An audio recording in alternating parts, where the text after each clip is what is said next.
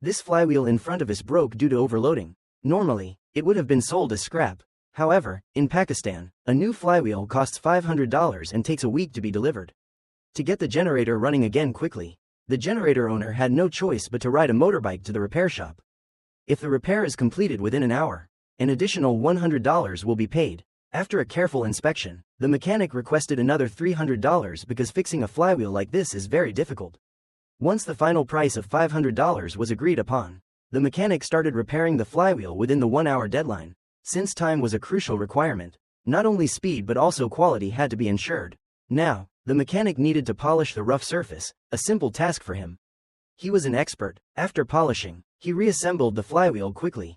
Because polishing had reduced the outer diameter of the flywheel, to restore it to its original size, the mechanic used the initial measurement as a reference.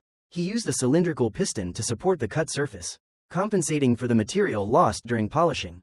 He noticed the outer diameter of the round block differed from the hole diameter. So he used a thread cutter to trim it multiple times until the block matched the original flywheel hole size. Then he aligned the block with the hole. The visible cracks around the hole made it difficult to insert the shaft. Both edges of the hole needed to be polished and simply machined to ensure the round block fit perfectly inside the hole. This way, the flywheel's dimensions remained unchanged.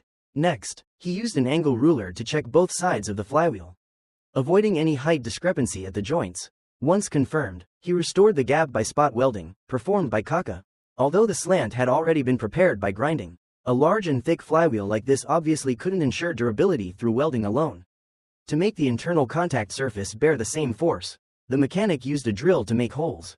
After carefully drilling, the mechanic used round steel rods of equal size to attach joints based on the outer diameter of the spiral drill bit. He then processed and cut the pre-prepared cylindrical rods. These cylindrical rods act like large rivets, making the repaired flywheel potentially more durable than repairs done with welding rods. After confirming the outer diameter and length of the cylindrical rods, the steel was cut in half using a grooving cutter. Once the second cylindrical rod was prepared, the mechanic inserted it into the holes on both sides. When there was no more support material inside the hole, the flywheel could be assembled as a whole.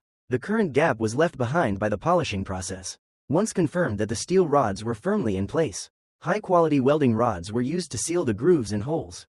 The round steel on both sides also needed to be welded on the surface.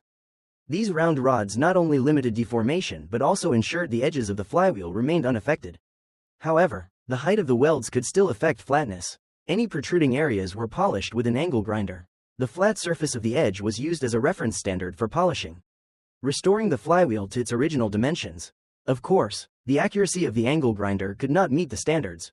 To completely remove weld marks, a lathe tool was needed to shave off a full layer of the surface. Although this would make the flywheel thinner, as long as the outer frame remained unchanged, it would not affect its performance. At this point, the cracked flywheel had been successfully joined and repaired. This method of repair is truly remarkable. The main purpose was to connect both sides diagonally. That way, they could be joined and fixed using steel bars. Even though the internal surface couldn't be welded, it would still be strong and durable.